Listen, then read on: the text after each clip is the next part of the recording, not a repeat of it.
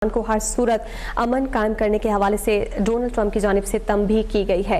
Iran ने attack back किया है। अब से कुछ देर पहले इसराइल के मुख्तलिफ अहदाफ को निशाना बनाया गया है। आपको ये भी बताएं कि अमेरिका ने ईरान पर गुज़िश्ता रात हमला किया है और यूएस एयरफोर्स के B-2 तैयारों की जानिब से ईरान की फर्दू, नतंज और अस्फहान में एटमी तनसीबात पर बम बरसाए गए हैं और अमेरिका ने एटमी तनसीबात पर हमले के लिए बंकर बम्स का इस्तेमाल किया है। टोमाहॉक मिसाइल के जरिए तनसीबात को निशाना बनाया गया और हमले के बाद फर्दू एटमी तनसीब को मुकम्मल तौर पर तबाह करने का अमेरिका की जानिब से दावा सामने आया है। इन हमलों में ईरान की फर्दू, नतंज और अस्फहान की एटमी तनसीबात को निशाना बनाया गया।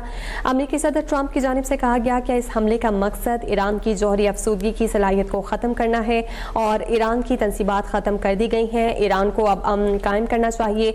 ईरान पर हमले के लिए नेतन्याहू के साथ टीम के तौर पर काम किया। ट्रंप ने धमकी दी है कि अब या तो अमन होगा या फिर ईरान के लिए सानहा होगा। अमेरिकी हमले के बाद ईरान की जानिब से सहूनी रियासत पर मिसाइल हमला किया गया है और इसराइली दारहुकूमत तेल अवीव में धमाकों की आवाज़ें सुनी गई हैं। ईरान की जानिब से जवाबी कार्रवाई करते हुए इसराइल के मुख्तलिफ अहदाफ को निशाना बनाया गया है। साथ ही साथ अमेरिका को तंबीह की गई है कि अमेरिका को भी गुज़िश्ता रात ईरान पर किए जाने वाले हमलों का जवाब दिया जाएगा।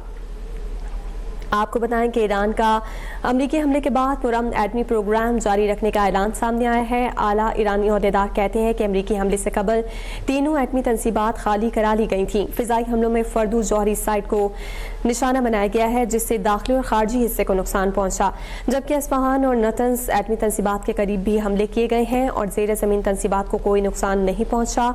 और इस हवाले से अमेरिकी हमले के बाद ईरान ने जवाबी कार्रवाई का ऐलान करते हुए पासदाराना इनकलाब की जानिब से कहा गया है कि अब हमारे लिए जंग शुरू हो चुकी है। अमेरिका थोड़ा इंतजार करे और हमले की सजा भुगतना होगी। मशरिक़ वुस्ता में तमाम अमेरिकी असासों को निशाना बनाया जाएगा। ईरान ने आबनाए हरमज़ बंद करने का भी ऐलान किया है। आबनाए हरमज़ बंद करने के ऐलान के बाद सूरत हाल से मुतालिक हम आपको अपडेट कर रहे हैं। अमेरिका की जानिब से गुज़िश्ता रात मुख्तलिफ अहदाफ को निशाना बनाया गया है। अमेरिका ने ईरान पर बड़ा हमला करते हुए B-2 तैयारों के जरिए ईरान की फर्दू, नतंज और अस्फहान में 3 न्यूक्लियर साइट्स को तबाह किया।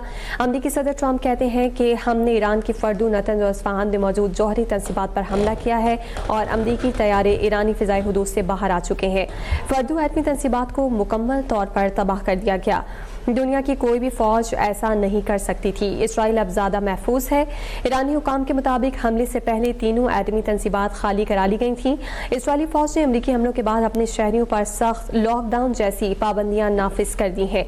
इसराइली शहरियों को बंकर्स के पास रहने की हिदायत की गई है, जबकि ईरान की जानिब से जवाबी कार्रवाई का ऐलान करते हुए पासदाराना इनकलाब ने कहा है कि अब हमारे लिए जंग शुरू हो चुकी है। अमेरिका थोड़ा इंतजार करे और सजा भुगतेगा। ईरान मशरिक़ वुस्ता में तमाम अमेरिकी असासों को निशाना बनाएगा। ईरानी मीडिया का इस हवाले से कहना है कि ईरान का आबनाए हरमज़ बंद करने का ऐलान यूरोपीय यूनियन का बहरी बेड़ा यूरोप नहीं पहुंच सकेगा। ईरान के जौहरी हुकाम ने हालिया अमेरिकी हमलों के बाद एक बयान जारी किया जिसमें कहा कि ज़ेर ज़मीन तनसीबात को कोई नुकसान नहीं पहुंचा और किसी किस्म की रेडिएशन का कोई सुराग नहीं मिला।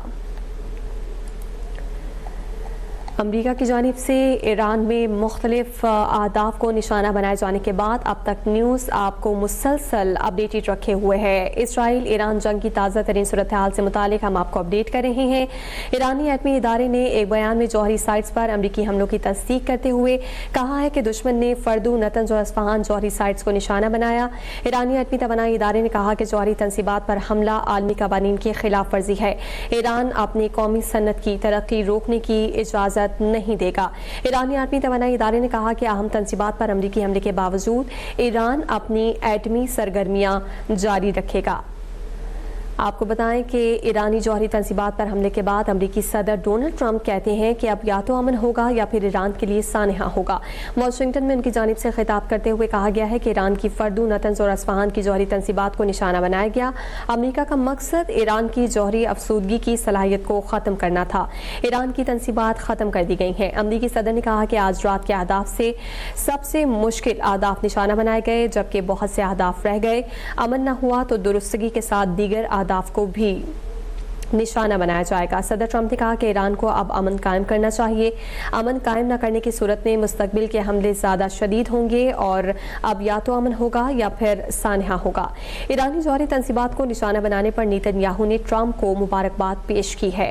तेल अवीव से जारी एक बयान में ईरानी जौहरी तंसीबात को निशाना बनाने पर इस्राईली वज़ीर आज़म बिन्यामिन नेतन्याहू ने ट्रंप को मुबारकबाद पेश की। नेतन्याहू ने कहा कि ईरान की जौहरी तंसीबात को निशाना बनाने का सदर ट्रंप का जुर्रतमंदाना फैसला तारीख बदल देगा। इस्राईली वज़ीर आज़म ने कहा कि ऑपरेशन राइजिंग लाइन में इसराइल ने हैरत अंगेज काम किया, मगर ईरान की जौहरी तंसीबात के खिलाफ आज रात की कार्रवाई करके अमेरिका ने वो कर दिखाया जो दुनिया का कोई और मुल्क नहीं कर सकता था। बात की जाए अगर अमेरिका की जानिब से किए जाने वाले हमले की, तो अमेरिका ने फर्दू जौहरी साइट हमले में 6 बंकर बस्टर बम्स का इस्तेमाल किया है। अमेरिकी मीडिया की रिपोर्ट्स के मुताबिक ईरान के फर्दू जौहरी साइट्स हमले में अमेरिकी B-2 बमबार तैयारों 6 बंकर बस्टर बम्स का इस्तेमाल किया गया। अमेरिकी मीडिया के मुताबिक अमेरिका ने दीगर ईरानी जौहरी साइट्स पर हमले में 30 टोमाहॉक मिसाइल दागे। इससे कबल ट्रंप ने अपनी सोशल मीडिया पोस्ट में बताया कि हमने ईरान के 3 न्यूक्लियर साइट्स पर हमला किया और फर्दू एटमी तंसीब मुकम्मल तौर पर तबाह कर दी है। ईरानी हुकाम की जानिब से कहा गया है कि अमरीकी हमले से कबल ही जौहरी तंसीबात को खाली करा लिया गया था। ईरानी हुकाम कहते हैं कि अमरीकी हमले से कबल जौहरी तंसीबात खाली करा ली गई थी। ईरानी जौहरी तंसीबात पर होने वाले हमले के बाद एक ईरानी ओहदेदार ने अपने बयान में कहा है कि दुश्मन के फिजाई हमलों में फर्दू जौहरी साइट को निशाना बनाया गया और अस्फहान और नतंज जौहरी साइट्स के करीब हमले किए गए। ईरानी ओहदेदार ने कहा कि अमरीकी हमले से पहले जौहरी तंसीबात को खाली करा लिया गया था और निशाना बनाए जाने वाले साइट्स में कोई मवाद मौजूद नहीं था जो इखराज का बाइस बने। अमेरिकी सदर ट्रंप ने अब से कुछ देर कबल ऐलान किया था कि अमेरिका ने ईरान की एटमी तंसीबात पर हमला किया है और उन्होंने कहा था कि अब अमन का वक्त है, ईरान को जंग के खात्मे पर राजी हो जाना चाहिए। ईरानी जौहरी तंसीबात पर हमले के बाद अमेरिकी सदर ट्रंप ने कहा कि ईरान को अब जंग के खात्मे पर राजी हो जाना चाहिए। आज रात शानदार कामयाबी हासिल की, अब अमन का वक्त है और ईरान को जंग के खात्मे पर राजी हो जाना चाहिए और ईरान को फौरी तौर पर रुकना होगा, वरना दोबारा निशाना बनाया जाएगा। इससे कबल ट्रंप ने अपनी सोशल मीडिया पोस्ट में बताया कि ईरान के 3 न्यूक्लियर साइट्स पर हमला किया और फर्दू एटमी तंसीब मुकम्मल तौर पर तबाह कर दी है। अमरीकी सदर ट्रंप ने ऐलान किया है कि ईरान की 3 न्यूक्लियर साइट्स पर हमला किया गया है और social media site truth social पर की गई एक पोस्ट में सदर ट्रंप ने कहा कि अमेरिका ने ईरान की जौहरी तंसीबात पर हमला किया है। सदर ट्रंप ने कहा कि हमने ईरान की 3 न्यूक्लियर साइट्स पर कामयाबी से निशाना बनाया, फर्दू एटमी तंसीब मुकम्मल तौर पर तबाह की। मजीद कहा कि हमने ईरान के फर्दू नतंज और अस्फहान में मौजूद जौहरी तंसीबात पर हमला किया है और अमरीकी के तैयारे ईरानी फिजाई हुदूद से इस कार्रवाई के बाद बासानी बाहर आ गए। ईरान के खिलाफ इसराइली जारहियत की अक़वाम मुत्तहिदा के सेक्रेटरी जनरल एंटोनियो गुटेरेस की जानिब से शदीद अल्फाज में मज़म्मत की गई है। उन्होंने कहा कि बातचीत को सफारती हल के ज़रिए हल करना चाहिए। आपको बताते चलें कि अक़वाम मुत्तहिदा के सेक्रेटरी जनरल एंटोनियो गुटेरेस की जानिब से हालिया हमले के बाद शदीद तशवीश का इजहार किया गया है। उन्होंने कहा कि अमेरिका ने फर्दू जौहरी साइट पर हमले में 6 बंकर बस्टर बम इस्तेमाल किए हैं और सूरत हाल इंतहाई तशवीशनाक है और इस तमाम तर सूरत हाल को बातचीत के जरिए कंट्रोल करना होगा।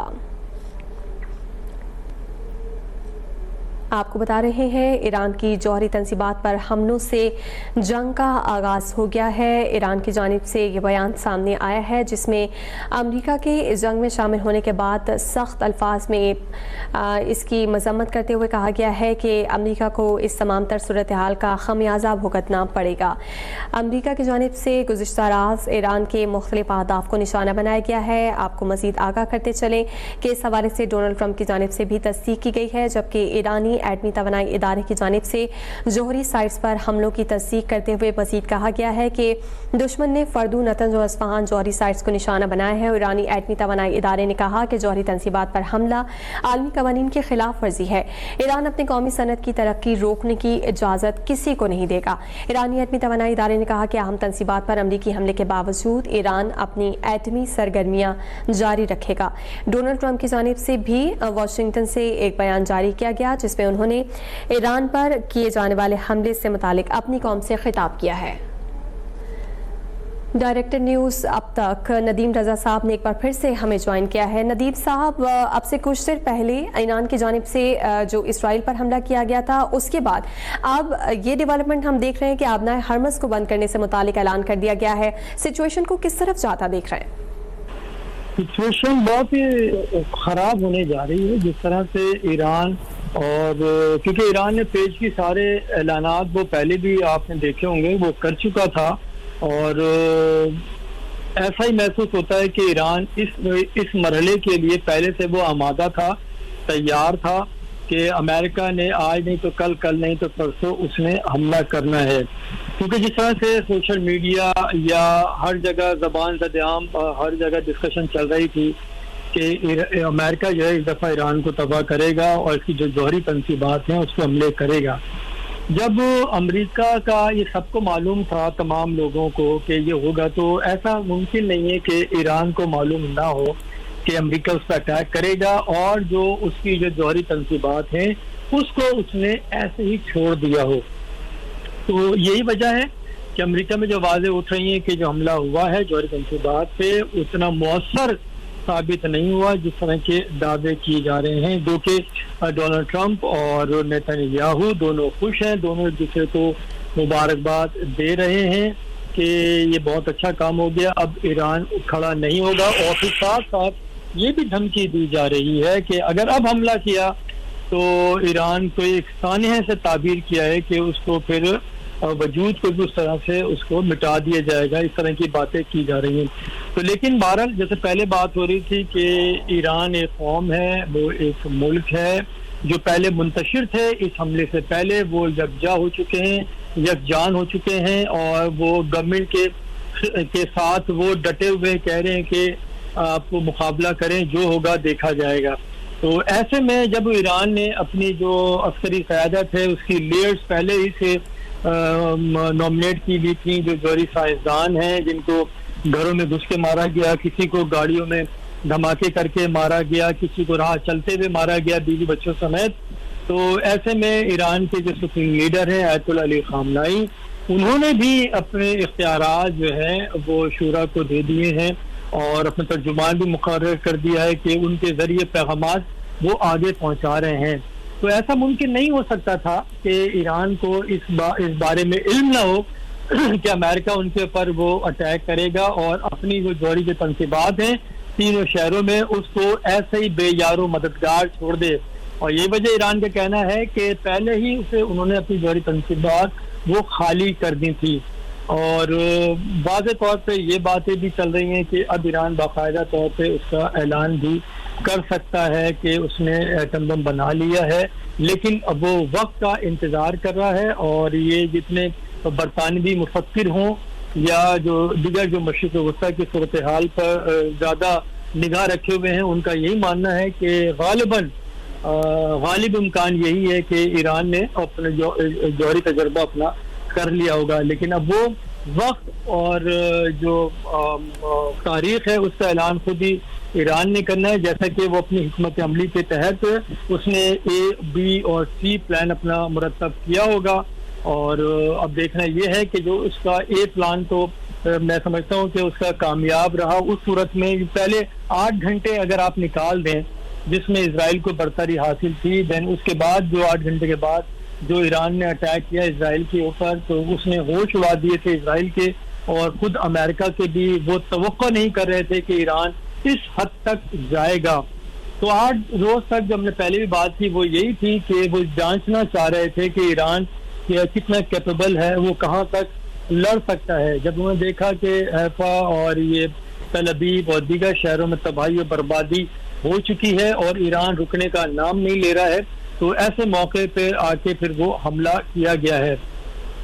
क्योंकि इजराइल में तबाही बर्बादी हुई है, जो उसका एक बनाया और एक कायम किया गया था कि इजराइल की जो है वो उससे अरब ममालिक की बकाए, अगर वो इजराइल को तस्लीम कर लेते हैं तो अरब ममालिक तरक्की करेंगे और उनको ईरान के खौफ से, ईरान के हमलों से महफूज रखा जा सकेगा। लेकिन फिर वही इजराइल पूरी दुनिया ने देखा कि उसने अमेरिका को किस तरह इस जंग में घसीटा है और खींच के लेकर आया है, क्योंकि उसका सर्वाइवल मुमकिन नहीं रहा था। और आपको याद होगा 2000 और 2006 में जिस तरह से हिजबुल्लाह के साथ उसकी लड़ाइयाँ हुई हैं, उस वक्त भी हिजबुल्लाह तो एक मुल्क की तंजीम थी, ना ही वो फौज थी। उसने भी इजराइल को शिकस्त दी थी और अपने मुतालबात मनवाए थे। और जो लबनान का जो जनूबी एरिया है जिसके ऊपर इजराइल काबिज था, उसको भी उससे आज़ाद कराया। न सिर्फ वो बल्कि जो हिजबुल्लाह के जो शोहदा की बाक़ियात थी वो भी उनसे हासिल की गई थी। तो वो तो एक हिजबुल्लाह था जो मज़ामत का महवर, ईरान का एक बाजू था। और ईरान तो बहरहाल एक मुल्क है जो उसकी अपनी फौज है, अपनी एजेंसियां हैं, अपने वसाइल हैं और हर चीज थिंक टैंक्स अपने हैं। वो पहले जिस तरह से इजराइल ने मनसूबबंदी की थी, R&D करके रखी हुई थी कि कहाँ कहाँ से ईरान की कमर में छुरे घुपवाने उसके अंदर अपने ही लोगों के जरिए। तो ऐसा मुमकिन नहीं है जो ईरान जो इजराइल की तनसीबात पे हमले कर रहा है बगैर किसी R&D के हो रहे हों, ये मुमकिन नहीं है। क्योंकि ईरान ने पहले ही जंग से काफी गालिबन शायद 2 या 3 हफ्ते पहले ही ऐलान किया था कि उसने जो ईरान की जो हसास तनसीबात हैं उसकी मालूमात हासिल कर ली हैं। तो इसी ने इजराइल को खौफजदा कर दिया था और फिर उसने हमले ईरान के ऊपर शुरू कर दिए थे। मैं समझता हूँ कि ये जो पहला मरला था इस जंग का, वो आज अर्ली मॉर्निंग जो ईरान ने हमला किया है और सॉरी अमेरिका ने जो हमला किया ईरान की जौहरी तनसीबात के ऊपर, वहां से ये पहला मरला खत्म होता है जंग का। दूसरा मरला अब ये शुरू होगा कि ईरान की जो हिकमत अमली होगी, जो उसने ऑब्वियस सी बात है अपना ये जंगी प्लान मुरतब करके रखा हुआ था कि अब वो जो हमले करेगी, क्योंकि ये अभी मेरे ख्याल में हम ये गोरिल्ला वॉर की तरफ भी जा सकते हैं अब ये, क्योंकि गोरिल्ला वॉर में मुकाबला नहीं कर सकता। वियतनाम में भी गोरिल्ला वॉर ही हुई थी।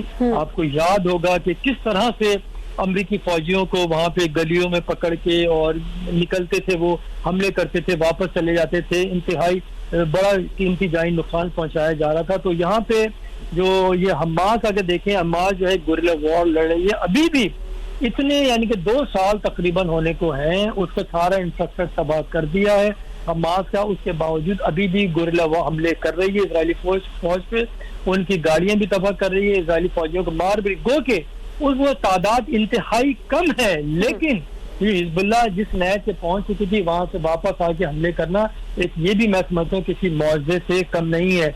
और ये हमले वो इसीलिए कर रही है कि वो एक नजरिए के तहत जिंदा हैं। वो नजरिया ही ने उनको परवान चढ़ाया है, नजरिया ही ने उनको जिंदा रखा हुआ है। आप देखें जो याहिया सिनवार जिनके जो एक इमारत के अंदर उस वक्त भी वो टूटे हुए हाथ के साथ इजरायली फौज के साथ लड़ रहे थे, तो वो भी 22 साल इजराइल की जेल में रहे थे। और उनका ये कहना था जो उन्होंने जंगी हिकमत अमली जो है वो इजराइलियों ही से सीखी है और हेब्रो भी उनको आती थी। और वही बंदा निकल के उसने ये 7 अक्टूबर 2023 की कार्रवाई शुरू करवाई थी। उसके बाद से ये मशरिक़ वस्ता के अंदर ये सिलसिला जारी है और ये आगे मजीद कहाँ जाता है ये अभी कहना कब्ज़ वक्त होगा। हम सिर्फ महज कयास आराई तो कर सकते हैं, लेकिन जो जंगी हिकमत अमली है, जो जिन्होंने इसकी मनसूबाबंदी की है, हमला आवर ने भी और जो दिफा करने वाले ने भी, उनके इल्म में होगा। लेकिन जो पहला हमला होगा इजराइल से बाहर, वो इसकी राह का तयन करेगा कि ये जंग अब किस समत में ये जाएगी। और अभी तक क्योंकि ना ही हुसियों की जानिब से हमने कोई देखा है, ना ही हिजबुल्लाह या हमास या इराक की जानिब से कोई ऐसी सूरत हमारे वो सामने आई है। और गालिबन पूरी दुनिया ही को एक यानी कि खामोशी दुनिया में तारी हुई भी है और कोई सामने डेफिनेटली एक्सपेक्ट नहीं कर रहे थे। जैसा कि इससे पहले भी नदीम साहब हम बात कर रहे थे कि डोनाल्ड ट्रंप की जानिब से इससे पहले जो स्टेटमेंट आया था 2 हफ्ते का वक्त दिया गया था। एक तो आपसे ये जानना चाहूंगी कि अमेरिका ने सडन अटैक किया, टाइमिंग्स को किस तरह से देख रहे हैं? दूसरा, क्या समझते हैं आप, क्या अमेरिका ईरान को सरप्राइज करना चाह रहा था या फिर इस हमले को प्लान ही इस तरह से किया गया था? मेरे ख्याल में सरप्राइज मैं नहीं कह सकता ये सरप्राइज हमला था, क्योंकि हमने पहले बात की है कि पूरी दुनिया ही में कयास आराइयां जारी थी कि अमेरिका किसी भी वक्त इस जंग में शामिल हो सकता है। क्योंकि देखें ये डोनाल्ड ट्रंप जो है ना, ये मुबहम बात किया करते हैं। ये वो बात है कि दिखाते सज्जा है और लगाते खब्बा है। तो वो इस तरह की बात ये डोनाल्ड ट्रंप हमेशा कर रहे होते हैं। और डोनाल्ड ट्रंप का ये दावा भी है कि उनसे बेहतर सौदेबाजी कोई कर नहीं सकता, क्योंकि ये रियल एस्टेट के मालिक हैं और इनके वालिद का कारोबार था और वालिद ने जो एम्पायर खड़ी की थी उसको इन्होंने 4 चांद लगा दिए हैं। और न्यूयॉर्क की जो इन्होंने फजा तक खरीद ली थी, इनकी एयर तक खरीद ली थी, और जो बिल्डिंगें न्यूयॉर्क के अंदर ऐसी फजूल सी बिल्डिंगें थी उसके भी कई गुना दाम ज़्यादा दे के वो खरीद लेते थे। और इवन जैसे हमारे यहाँ होता है कि किसी भी पटवारी को शामिल कर लो, फिर आपने जो करना है ये कर ले, तो डोनाल्ड ट्रंप भी अमेरिका में न्यूयॉर्क में इसी तरह से करते रहे। मेयर को पकड़ लिया और दीगर इदारों को अपने साथ शामिल कर लिया और बिजनेस को अपने फरोग दिया। जहाँ किसी ने आंख उठाई उसके बाद जो उनकी फाइल सामने पेश कर दी उसके बाद वो फिर खामोश हो जाया करते थे। तो ये इनका तुर्रा इम्तियाज है और ये जहाँ जाते हैं इनकी ख्वाहिश यही होती है कि ट्रंप टावर बनाया जाए। इसीलिए उन्होंने मगरिबी किनारे में ट्रंप टावर की बात शुरू कर दी थी और वहाँ पे हमारे बहरहाल जो बाज़ अरब ममालिक हैं वो भी दिलचस्पी उसमें ले रहे थे। तो ट्रंप कहते कुछ हैं करते कुछ हैं, ये दुनिया के सियासतदानों को ये बखूबी इल्म होगा और ईरान के सियासतदान या ईरान के सुप्रीम लीडर ये हो नहीं सकता कि उनको गुमान ना हो कि ये कार्रवाई करेंगे और वो हाथ पे हाथ रख के बैठे रहें। और क्योंकि अब तो हमला हो चुका है, अब तो उसके जो नुकसानात हैं उसका तखमीना लगाना है, वो चीज़ें हमारे सामने आएंगी और तभी पता चलेगा कि ये कितना मौलिक असर हुआ है। लेकिन उससे पहले जो असरात हैं वो ज़रूर सामने आने शुरू हो जाएंगे कि ये जो ईरान के जो ममालिक हैं उसके दोस्त हैं और फिर जो खित्ते के जो ईरान की सरहद के साथ जिन ममालिक की सरहदें लगती हैं उनका भी अभी जानना बहुत ज़रूरी है। उनके पाकिस्तान है, फिर अफगानिस्तान भी है उनके साथ, तो ये भी देखना है। अफगानिस्तान भी खामोश है जहाँ पे अमेरिका सालों से जंग में लगा हुआ था, क्योंकि वो रशिया ने जो चढ़ाई की थी उसको ख़त्म करने के लिए उसने पहले जिहादी बनाए, फिर मुजाहिदीन के खिलाफ वो ऑपरेशन किए, गवर्नमेंट उनको दिलाई 96 में, उसके बाद फिर उनके खिलाफ ऑपरेशन शुरू कर दिया। तो नज़रिया ज़रूरत दुनिया में हर जगह इस्तेमाल किया जाता है। जो इंटरनेशनल जो एस्टेब्लिशमेंट है उसकी जो प्लानिंग होती है महज ये आर्जी एडहॉक बुनियादों पे नहीं हुआ करती है, वो सालों पहले करती हैं। 25 साल 30 साल ये प्लानिंग वो करके रख रहे होते हैं, किस मोरे को कहाँ इस्तेमाल करना है, कौन सा प्यादा कब कुर्बान करना है, ये बखूबी वो अच्छे से जानते हैं। इसीलिए उन्होंने ये जो कार्रवाई की है, मैं समझता हूँ ये सरप्राइज किसी तौर पे नहीं हो सकता। यह सरप्राइज था तो वो ईरान की तरफ से सरप्राइज था कि जिसकी कोई तवक्को कर भी नहीं रहा था कि उसने अपनी टूटी हुई कमर के साथ जिस तरह से इजराइल को निशाना बनाया है, वो किसी के गुमान में भी नहीं था कि ईरान इस शिद्दत के साथ हमला करेगा।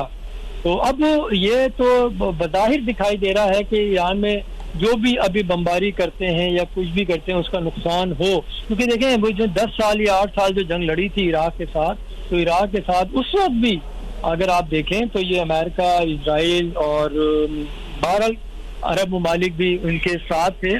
तो जब वो उस वक्त मुकाबला कर लिया जब तो कमजोर था, नहीफ था, उसके पास कुछ भी नहीं था, उसके पास वही वेपन था उस वक्त 79 में 80s में कि जब वो शाह ईरान को बरतानिया और अमेरिका, क्योंकि बरतानिया और अमेरिका का जो मामला थे इस खित्ते के अंदर वो उस वक्त ईरान ही देखा करता था, ईरान ही सरपंच था इस खित्ते का।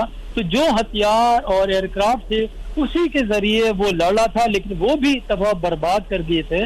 तो मैं समझता हूँ जब वो यानी कि इनकलाब के बाद जब वो बिल्कुल कमजोर उस तरह से नहीं था, अवामी ताकत उसके साथ थी, लेकिन वो फौजी क़यादत उस तरह से नहीं थी, काफी लोग भाग गए थे। जब वो मैं समझता हूँ कि उस वक्त में वो सरवाइव कर सकता है, वो अपने आप को जमा कर सकता है और खड़ा करके लड़ सकता है सबके सामने, तो फिर ये तो मेरे ख्याल में अब ये 2025 है ये, और जो उसने अपनी ताकत दिखाई है हथियारों की, मिसाइल्स की, ड्रोन्स की, इंटेलिजेंस की, तो ये काबिले दीद है, काबिले रश्क है कि जिस तरह से जो मोसाद ने एक नेटवर्क ईरान के अंदर फैलाया था और जिसने टारगेट किलिंग की थी, फिर उनको पकड़ना, और उसमें अगेन ये बात है कि भारत जो पाकिस्तान का भी अजली दुश्मन है, जो पाकिस्तान का दुश्मन इसलिए कि पाकिस्तान एक मुसलमान मुल्क है और जौहरी हथियार उसके पास हैं, और इस वजह से पाकिस्तान का दुश्मन है। और पाकिस्तान के पीछे भी किसने लगाया ये भी सबके इल्म में है कि 47 में जब बरतानिया ने यहाँ से गया है कि दोनों मुल्कों को आज़ाद किया है, लेकिन कश्मीर का मसला, वो कश्मीर को ऐसा छोड़ के गया है कि उससे खून ही पाकिस्तान की पुश से रिसे जा रहा है। अच्छा, उस वक्त जब ये ब्रिटिश ने अपने ये ममालिक पे कब्जा था उसका छोड़ के जब वो आगे निकला है, तो फिर उसी वक्त देखें ये फलस्तीन, ये इजराइल का मसला भी उसी वक्त का छिड़ा हुआ है। उसी वक्त इजराइल को उम्मत मुसलमान की पुश में खंजर की तरह से वो घोंप के गया था। ये वो दुनिया के, मैं समझता हूँ, सबसे तवील इशूज हैं जो यूएन भी उसी दौर में मार्ज वजूद में आई थी। वो भी यूएन भी बेबस दिखाई देती है कि करारदादें इजराइल के खिलाफ भी मंजूर है और ये इंडिया के खिलाफ भी हैं और कश्मीर के तस्वाब राय की भी करारदादें मंजूर हैं, लेकिन वो बेबस मफलूज जो यूएन है वो कुछ भी नहीं कर पा रही है। तो ये सारी सूरत हाल है। बाकायदा प्लानिंग के तहत ये दोनों इश्यूज क्रिएट किए गए हैं और ये खत्म होने का नाम नहीं ले रहे हैं और ये दुनिया को जो खतरात मंडला रहे हैं। और ये जो है कश्मीर का जो मसला है, ये भी देखें जनूबी एशिया में ये दोनों एटमी पावर हैं और ये खतरा बार बार ये पॉपअप होता रहता है। कई जंगें भी इसमें हो चुकी हैं और यूएन बेबस दे रही है और फिर वो जो सुपर पावर है वो भी महज कहते रहते हैं और उसके बाद कुछ करना कराना कुछ नहीं होता है। और नापते 1000 गज हैं, बातें 1000 गज की करते हैं, लेकिन वो उसमें से एक गज भी जो है लट्ठा वो काम नहीं आता है। तो इसी तरह से ये इजराइल का मसला है, किस तरफ जाएगी अभी कुछ भी कहना कब्ल अज़ वक्त होगा। अमेरिका की जानिब से जो ईरान पर हमला किया गया है, मुख्तलिफ अहदाफ को निशाना बनाया गया है, उस सूरत हाल से मुतालिक अब तक न्यूज़ आपको मुसलसल अपडेटेड रखे हुए हैं। अमेरिका ने ईरान पर एक बड़ा हमला करते हुए B-2 तैयारों के जरिए ईरान की फर्दू, नेटन्स और इस्फहान में 3 न्यूक्लियर साइट्स को तबाह किया है। और अमेरिकी सदर ट्रंप का इस हवाले से कहना है कि हमने ईरान के फर्दू, नेटन्स और इस्फहान में मौजूद जौहरी तंसीबात पर हमला किया। और इसके साथ साथ अमेरिकी तैयारी ईरानी फिजा हुदूद से ये कार्रवाई करने के बाद बाहर भी आ चुके हैं। और जैसा कि नदीम साहब इसराइल की जानिब से जो कार्रवाई की गई थी उसमें हमने देखा कि मुख्तलिफ आदाब को निशाना तो बनाया गया, लेकिन कोई खातिर खा नताइज इसराइल को हासिल नहीं हुए। यही वजह है कि अमेरिका से इसराइल की जानिब से बारहा मदद मांगी गई। अब अमेरिका की जानिब से जो ईरान पर अटैक किया गया उसमें भी हम ईरान के अगर स्टेटमेंट्स देखें तो ऐसा लग नहीं रहा कि अमेरिका को वो कामयाबी मिली है जो कि वो चाह रहे थे। आप क्या देख रहे हैं फ्यूचर में ईरान के अटैक से पहले अमेरिका की जानिब से इस तरह के मजीद अटैक्स भी हो सकते हैं क्या? कोई भी चीज खारिज इम्कान नहीं है। जब देखें, जब जंग में कूदे हैं तो ये इमीडिएट तो फैसला नहीं होता है।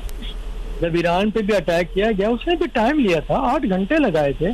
गो के हर चीज उनके पास यानी कि क्यू में लगी भी होती है कि बाद दूसरी तीसरी फिर किस तरह से करने हैं। जिस तरह से अभी अगर आप देखें, ईरान ने जो पहले दिन जो ड्रोन और मिसाइल इस्तेमाल किए थे तो वो किसी और रेंज के थे और इंतहाई मौलिक उस तरह से नहीं थे। फिर दूसरे दिन इस्तेमाल किए वो उनसे एक क्लास ऊपर थी। फिर तीसरे दिन इसी तरह से फिर एक एक करके ग्रेजुअली जो अपनी चीजें हैं उनको वो दुनिया के सामने लेके आ रहा था। इसी तरह से ईरान भी, अमेरिका ने भी यही किया था। उसने तमाम ममालिक को अपना इंगेज रखा, उसने फिर मुस्लिम ममालिक को इंगेज रखा। फिर OIC का इजलास, मैं तो ये कहूँगा कि OIC का भी जो इजलास गालिबन हुआ था वो भी ऐसे नहीं हुआ इजलास। उसके भी पीछे कुछ न कुछ होगा। जो वहाँ पे जो बातें जो हुई थी तो वो भी सब मीडिया का हिस्सा बन चुकी हैं और पाकिस्तानी मीडिया ने तो बेहतर हिस्सा उसका बराह रास्त दिखाया भी था कि उसमें क्या बातें हुई थी। जबानी जमा खर्च के सिवा माँ सिवाय कुछ भी नहीं है ना। उसकी हकीकत अभी देख लें आप तो कितनी देर हो गई है, कई घंटे गुजर चुके हैं, तो अभी तक हमारे सामने कोई उस तरह से स्टेटमेंट रद्द-ए-अमल वो नहीं आया है कि जो आना चाहिए था। तो ये अब सूरत हाल आगे बढ़ेगी, ये उस वक्त ही आगे जाएगी कि जब जो दूसरी जो चाइना है या रशिया वो किसी हद तक अगर इसमें आते हैं तो फिर आएगी। अभी देखें ना आप, जितने भी ईरान के हामी मुल्क तस्वुर किए जाते हैं ये दोस्ती है। अच्छा, दुनिया में देखें कोई भी मुफ्त में कोई किसी के लिए काम नहीं करता, वो कोई भी हो। तो इस हर किसी के एक दूसरे से मफादात वाबस्ता होते हैं, ख्वाह वो सिक्योरिटी के हों या मुआशी हो या तिजारती हो या लेन देन किसी भी किस्म का हो, बार्टर पे हो या कुछ लो और कोई दो की बुनियाद पर हो, इसी बुनियाद के ऊपर ही ये फैसले किए जाते हैं। और जंग के अंदर दाखिल होना ये किसी भी मुल्क का, वो चाइना हो, रशिया हो या कोई और मुल्क या तंजीमें, तो उन्हें मालूम है इसका फिर रद्द-ए-अमल क्या हो सकता है। और यही वजह है जो ईरान के हामी ममालिक हैं वो वक्त ले रहे हैं। यकीनन वहाँ भी थिंक टैंक जो है उनकी क़यादत वो सर जोड़ के बैठी होगी, इसीलिए किसी किस्म का कोई फौरी तौर पे रद्द-ए-अमल नहीं आ रहा, क्योंकि रद्द-ए-अमल तो सारे हम अपने एक हफ्ते से मीडिया की जीनत बने हुए हैं, मुसलसल हेडलाइन भी चल रही है और मीडिया को ब्रेकिंग न्यूज़ भी दी है। चाइना ने और रशिया ने भरपूर ब्रेकिंग न्यूज़ दी है, फिर OIC ने भी अपनी जानिब से जिस भी हैसियत के अंदर उसने वो दी है, कल जो अपना बयानिया जारी किया है, उसी बयानिए के कुछ ही घंटों के बाद आपके सामने उसका रिजल्ट भी आ गया है। और अभी तक OIC हो या अरब लीग हो, सारे खामोश है। मैंने कहा था कि UN की तरफ से वो आ गया है, भले कुछ भी हो, एटलीस्ट जो UN के सेक्रेटरी जनरल हैं उनकी जानिब से स्टेटमेंट जरूर बर वक्त आ जाया करता था, उस पर अमल तो उन्हें भी मालूम है उनकी हैसियत है क्या, वो कुछ कर सकते नहीं माँ सिवाय बयानात देने के। और यही वजह है जो ईरान के हामी ममालिक सामने नहीं आ रहे हैं, लेकिन जो इजराइल और अमरीकी हामी ममालिक हैं उनके स्टेटमेंट हमारे सामने आ रहे हैं। वो यही बोल रहे हैं कि डिप्लोमेसी पर जाया जाए। आप एक फरीक को मार के उसको निशाना बनाने के बाद फिर कहते हैं कि डिप्लोमेसी पे जाए, बिल्कुल जाना चाहिए, लेकिन अभी ईरान जब तक रद्द-ए-अमल नहीं देगा, और उसने वही हमें करके भी दिखाया है कि पूरी दुनिया मुसलमान ममालिक हों, सारे हों, कि सब ने स्टेटमेंट दे दिया था कि हम ईरान के साथ खड़े हैं और इंतहाई जो इजराइल की जारियत है किसी तौर भी काबिल कबूल नहीं है, पागलपन किसी तौर बर्दाश्त नहीं किया जाएगा। अब बात यह है इंसान एक और लॉजिक से पीछे है कि बर्दाश्त आप थोड़ी करते हैं, वो तो जबरन कराया जाता है। बर्दाश्त जब जुल्म कोई होता है, इंसान की अपनी मर्जी से उस पर जुल्म नहीं किया जाता, वो तो बचने की हद इम्कान कोशिश किया करता है, वो उसको बर्दाश्त करता है। अब किस हद तक बर्दाश्त करता है ये उसके ऊपर इन्हिसार है। वो जितना बर्दाश्त करता जाएगा, वो यानी कि कंप्रोमाइज करता जाएगा, वो स्क्वीज होता जाएगा, सिमरता जाएगा, फिर वो फर्श लग जाता है या दीवार का एक मफूजा इस्तेमाल किया जाता है, और फिर उसका उठना जो इंतहाई मुश्किल होता है। जो दाना लोग हैं, जो ज़ौक़ रखते हैं दूरअंदेशी का, वो फिर एक हद तक जाते हैं, उसके बाद एकदम उठते हैं, क्योंकि किसी भी चीज़ को आप जब दबाएंगे वो उसी शिद्दत और प्रेशर के साथ वो बाउंस बैक भी किया करती है। तो यहाँ पे अभी तक जो ईरान ने इसी तरह का मुजाहरा किया है, लेकिन ये जो जौहरी तंसीबात के पास जो इंतहाई मुहलिक और अब तक का इस जंग में जो सबसे इंतहाई ताकतवर जो बम है वो सिर्फ अफगानिस्तान में गिराए गए थे या सिर्फ ये यहाँ पे ईरान में गिराए गए हैं, इसके अलावा वो कहीं नहीं गिराए गए थे। तो अब ईरान की क्या हिकमत अमली होगी, क्योंकि यकीनी सी बात है अगर गल्फ में किसी भी अमरीकी मफादात के ऊपर हमला होता है, उसका यकीनी सी बात है उसका रद्द-ए-अमल भी फितरी होगा, और फिर ये हर सम्त में ये जंग फिर एक सिर्फ बेस पे नहीं होगा, सिर्फ एक देश पर हमला नहीं होगा, ये फैलेगा। और सिर्फ फिर वो ईरान ही हमला नहीं करेगा, जहाँ से भी होगा, जैसे मैंने कहा कि ये हो सकता है कि ये गोरिल्ला वॉर की तरफ जाएगी। जो गोरिल्ला वॉर नदीम साहब आगे क्या होने जा रहा है कुछ भी कहना यकीनन कबल अज़ वक्त होगा, ताहम ईरान की जानिब से जो इसराइल पर अटैक किया गया है उसकी तफसीलात हमारे पास आ रहे हैं, अपने नाज़रीन से शेयर कर देते हैं। अमरीकी हमले के बाद ईरान ने इसराइल पर मिसाइलों ड्रोन से नया हमला किया है। अरब मीडिया की रिपोर्ट के मुताबिक तल अवीव समेत इसराइल भर में जंगी सायरन बजना शुरू हो गए हैं। इसराइली शहर हैफा पर मुतादिद ईरानी मिसाइल गिरने की इत्तलात हैं। तल अवीव में भी मुतादिद धमाकों की आवाज़ें सुनी गई हैं। इसराइली मीडिया का इस हवाले से बताना है कि ईरान के ताज़ा मिसाइल हमलों से इसराइल के मुख्तलिफ हिस्सों में नुकसानात हुए हैं, और ईरानी मीडिया के मुताबिक ईरानी पासदाराने इनकलाब ने इतवार की सुबह इसराइल पर जवाबी मिसाइल और ड्रोन हमलों का एक नया सिलसिला शुरू किया है। हैफा और तल अवीव में इसराइल के 14 स्ट्रेटेजिक अहदाफ को निशाना बनाया गया है। तर्जुमान के मुताबिक ये हमले अब तक के सबसे कामयाब हमलों में से एक हैं। तर्जुमान पासदाराने इनकलाब का मजीद कहना है कि हैफा में तवील फासले तक मार करने वाले कादिर एफ मिसाइलों से हमला किया गया। इस हमले हमले में इजरायली फौज की सॉफ्टवेयर कंपनियों के दफातर, power plant, oil refineries, air bases, इजरायली साइबर कमांड समेत रफाइल एडवांस डिफेंस सिस्टम के हेडक्वार्टर्स को निशाना बनाया गया है। नदीम साहब, हम देख रहे हैं ईरान की जानिब से जो ताज़ा हमला किया गया इसराइल पर इंतहाई ताकतवर और मौसर करार दिया जा रहा है इसे। ईरान की जानिब से जैसा कि बात की जा रही थी इसराइल में भी कि अब जो हमले किए जाएंगे वो मजीद शदीद नहीं होंगे और वहाँ पे डिफेंस सिस्टम को भी फाल किया गया, लेकिन ये हमले हम मजीद शदीद देख रहे हैं, मजीद ताकत के साथ जवाब दिया जा रहा है। बिल्कुल आप बजा कह रही हैं। मैं कह रहा था कि हर गुजरते रोज या हर गुजरते हमले के बाद जो नया हमला ईरान की जानिब से होता है वो पहले से ज्यादा मोहलिक हुआ करता है। और जिस तरह से जो ईरान की जो जौहरी तनसीबात पर जो हमला किया है, यकीनन ये एक खतरनाक उसका कदम था, लेकिन इसे फिर एक सिर्फ खतरे के तौर पे ना लें और इसे एक मौके के तौर पे जो हमें लेना चाहिए कि जिस तरह से इजराइल ने हमला किया था ईरान के ऊपर, वो बज़ाहिर लग रहा था कि बस वो ख़त्म हो जाएगा, रिजम चेंज हो जाएगा, लेकिन ईरान फिर दोबारा लड़खड़ाया, फिर दोबारा उठा वो। और ये जो जौहरी तनसीबात का हमला है, और मैं समझता हूँ ये भी कि ईरान के लिए मौका है कि जंग का जो तवाज़न है उसको अपने हक में करे वो, और दुश्मन के जो अज़ाइम है उसको नाकाम बनाने के लिए वो मजीद अपनी ताकत और नई हिकमत अमली के तहत दुनिया को बताए कि उसमें पावर है कि वो अपने दुश्मन को ज़ेर कर सकता है, उसकी कमर तोड़ सकता है, उसको नुकसान पहुंचा सकता है। मैं समझता हूं अगर ये दानिशमंदी और तदबीर और हौसले के साथ ईरान इसे जवाब देता है तो ये मैदान जंग में पहले मरहले के बाद जो दूसरा मरहला है इसमें भी इसकी बरतरी का आगाज साबित हो सकता है।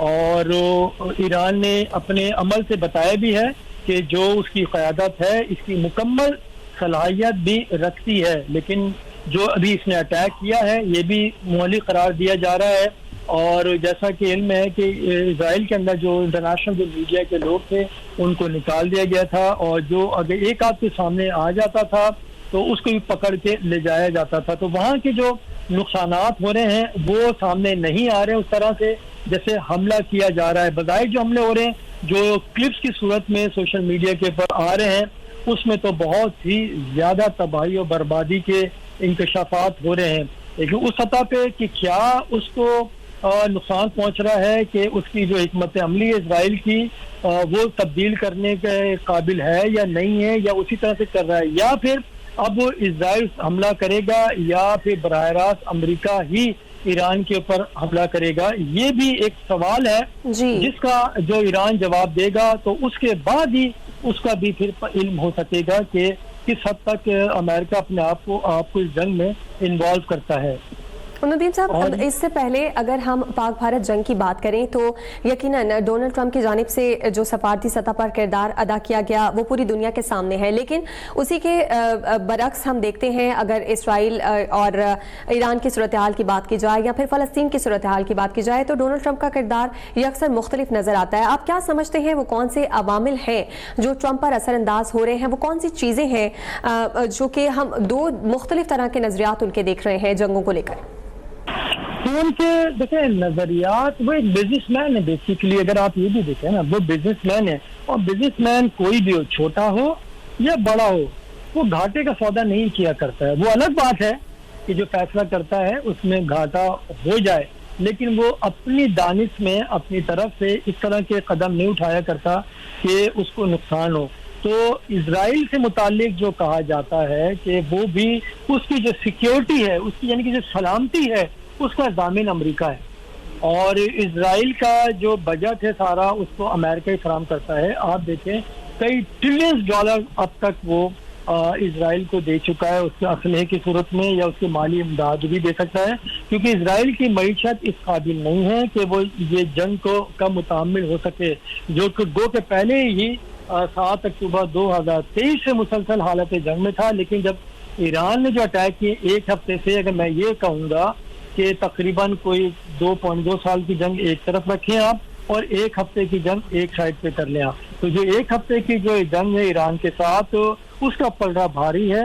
जिस हद तक नुकसान ईरान ने इजराइल पहुंचा दिया है, वो खड़ा नहीं हो सकता। ईरान तो मैं समझता हूँ वो अभी मजीद ये हमले करेंगे, तबाही भी होगी, जानी नुकसान भी होगा, लेकिन वो फिर खड़ा हो जाएगा। इसकी जो शवाहिद हैं, इसके निशानात हैं, हमें बिल्कुल सामने हमारे दिखाई दे रहे हैं कि ईरान वो मुल्क है जो इनकलाब के बाद से मुसलसल जंगी हालत में रहा है और उसके ऊपर कोई 5,500 से ज्यादा सैंक्शंस लगी गई हैं मालियाती। उसके असासे भी मुंजमद किए हुए हैं अमेरिका ने, जिसका वादा किया गया था जब ये इनके साथ 1+5 का जो जौहरी मुआहिदा हुआ था, उसमें यही कहा गया था कि ईरान के जो फ्रीज असासे हैं वो उसको दिए जाएंगे, $1 अरब के अमेरिका में वो उसको फराम कर दिए जाएंगे। और फिर जो बोइंग से उसका भी मुआहिदा भी हो रहा था, जहाज भी उसको वो खरीद सकेगा, तमाम ये कुछ इसको सहूलत दी जा रही थी। लेकिन डोनाल्ड ट्रंप ने आने के बाद इख्तिदार में एकतरफा तौर पे उससे निकल गए थे। एक उसकी बुनियादी वजह यह है कि अमेरिका किसी भी तौर, वो डोनाल्ड ट्रंप हो या कोई और हो, रिपब्लिकन हो या डेमोक्रेट्स हो, वो किसी भी तौर ईरान के पास एटम बम नहीं देखना चाहते। वो वैसे ही पहले खौफजदा है, पाकिस्तान के पास है, तो ऐसे में दूसरे इस्लामी मुल्क उसके पास जो मज़ामत का महवर भी है, जो बरमला जिसका स्लोगन ही ईरान के इनकलाब का जो नारा ही है, वो इजराइल और अमेरिका के खिलाफ है। आज हालत जंग में होने के बावजूद ईरान की पार्लियामेंट के अंदर जब दोनों मुल्कों के खिलाफ नारे लगाए जा रहे हैं, इसका मतलब तो साफ साफ है कि ये एक नजरिए की जंग है, हक और बातिल की जंग है, जिससे पीछे हटना अब ईरान के लिए बिल्कुल काबिल कबूल नहीं है। यही वजह है जो सुप्रीम लीडर हैं उन्होंने अपने नायब के इंतखाब का तरीक़ेकार और कुछ लोगों का पहले से बता भी दिया है, क्योंकि ईरान के अंदर एक बड़ा स्ट्रॉन्ग सा सिस्टम इनका बना हुआ है।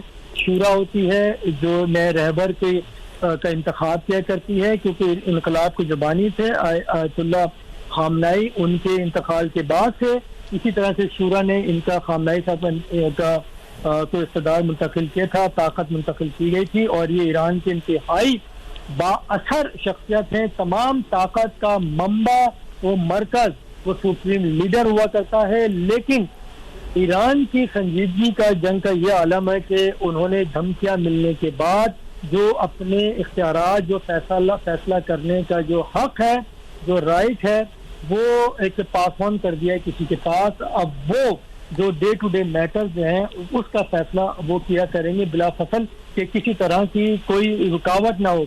अगर सुप्रीम लीडर से राब्ता नहीं हो रहा तो ये मुमकिन नहीं है कि आप हालत जंग में हैं और कोई डिसीजन लेना है बर वक्त, और उसमें एक सेकंड, एक लम्हे की भी ताख़ीर की जाए, तो इस हसासियत का अंदाजा तो आप खुद लगा सकते हैं कि ईरान के ऊपर जो हमला किया है वो इजराइल का हो या इसका अमेरिका का, वो सरप्राइज किसी तौर नहीं हो सकता।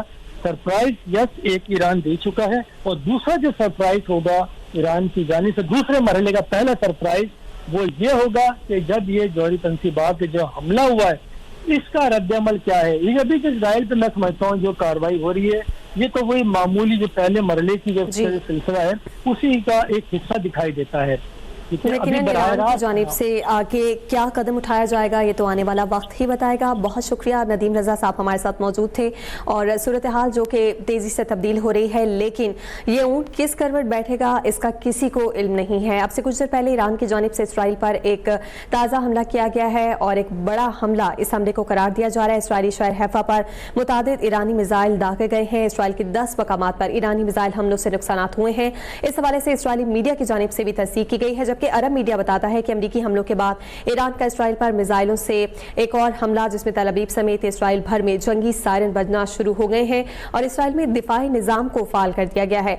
इसराइली शहर हैफा पर मुतादिद ईरानी मिसाइल गिरने के इत्तलात है। इसराइली मीडिया के मुताबिक 10 मकामात इसराइल के ऐसे हैं जहां ईरानी मिसाइल हमलों से तबाही हुई है। अमरीकी हमलों के बाद ईरान का इसराइल पर मिसाइलों से एक नया हमला, जिससे मुतालिक हम आपको अपडेट कर रहे हैं। आपको बताएं कि तल अवीव समेत इसराइल भर में जंगी सायरन बजना शुरू हो गए और हैफा पर मुतादिद ईरानी मिसाइल करने की इत्तला है। अभी सब्सक्राइब करें ताकि कोई खबर रह न जाए।